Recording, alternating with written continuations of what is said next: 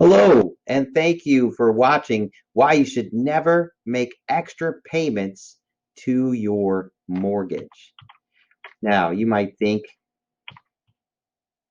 I am just crazy for saying not to pay off your mortgage early, but please hear me out.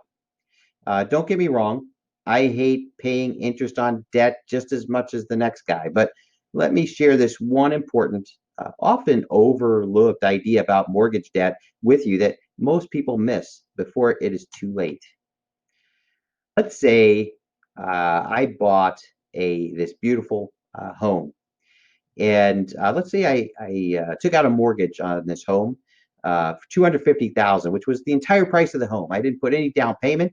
And let's say I used an interest-only mortgage just to keep things simple. So I just pay interest every year. I'm not paying anything towards the principal. I'm maintaining this $250,000 of debt on this home. So I will always have a zero equity position. I have no money of mine actually tied up in the house, which, um, some people say, well, why would you do that? But we'll get there. So let's say I've got this mortgage, this house. It's fully mortgaged.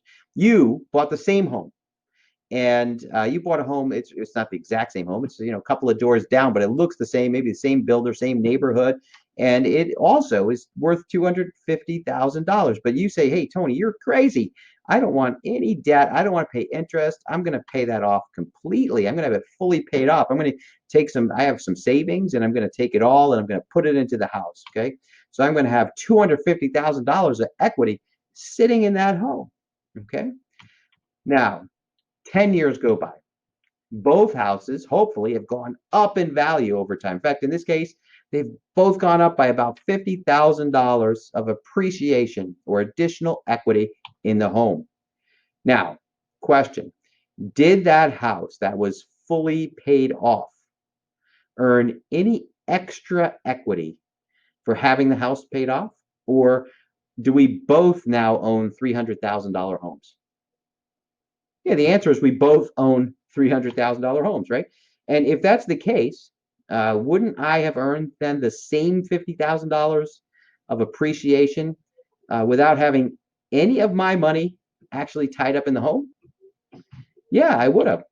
So if that's the case, what is your rate of return then on the 250,000 that you put inside of the home in that fully paid off house? Well, if you said zero, you're absolutely correct. The rate of return on that investment was zero. So, from a business or investment standpoint, I want to ask you, is it ever a good idea to invest tens of thousands, sometimes in this case, hundreds of thousands, in an asset where you are literally guaranteed to get a 0% return on that money? No, right? No. But that's not even the biggest problem with paying extra money on your mortgage. In fact, I'd say this is kind of a secondary problem. The fact that we're not, that there's zero return on equity.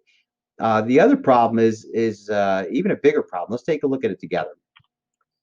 Let's say that I take the advice of all the financial entertainers, the ones you hear on TV and the radio, and I pay as much as I can extra on my mortgage every month because they told me to. And let's say I do this religiously for about 7 years. I'm just paying a little bit extra, a little bit extra. Anytime I have a tax return or some extra money, I'm just trying to get rid of that debt, right? Now, let's say about 7 years into my 30-year loan, I fall ill and I'm unable to work, or maybe the economy falls ill and I lose my job. That could happen too, right? Or let's just go back to the original one. Let's just say I'm sick. Okay. I could have had a stroke, a heart attack, a bad car accident, something where I'm just not able to work for a while. And I'm let's say I'm wheelchair bound, and now I go into my banker and I start to explain to my banker, say, Mr. Banker, I'm ill. I'm not doing well. I've lost my job. I've lost my source of income. And I've been paying all this extra money to my mortgage religiously for the last 7 years. And now I find myself in a bit of a financial bind.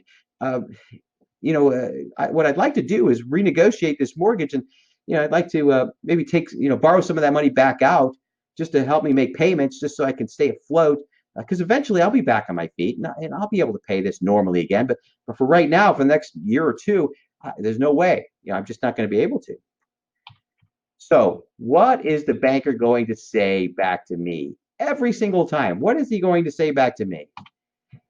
I tell you what he's going to say. He's going to look at me and say, Tony, I'm so sorry to hear that. I really feel bad for you. And you know what? The truth is, I would love to help you, but there's really nothing I can do for you right now without any proof of income on how you're going to pay back the loan. I certainly can't borrow against this mortgage because I don't know how you're going to be able to pay me back. You see, here's the point. It's not your equity in the home that allows you to borrow against that home. It's your ability to pay it back that determines if you'll be able to get to your own money. So paying off your mortgage early is the equivalent of giving up control or giving up access to your own money voluntarily. Now, this is not a problem for everyone. Some people have plenty of emergency funds to fall back on and plenty of money in investments and earning interest. And for some people, paying off their home early, it probably could be a good idea. But I can tell you, for most of my clients are middle American clients. They're hardworking people. And a lot of us are living paycheck to paycheck, right? We don't have hundreds of thousands of dollars to fall back on sitting in the bank. So for middle American people, this is really just not a great idea. And yet it's been, taught to us by so many places that, oh, you got to get rid of that debt. You got to, and yeah, interest is bad, but you know what? Cash is king. And it's good to have money on hand. It gets you through a lot of tough situations.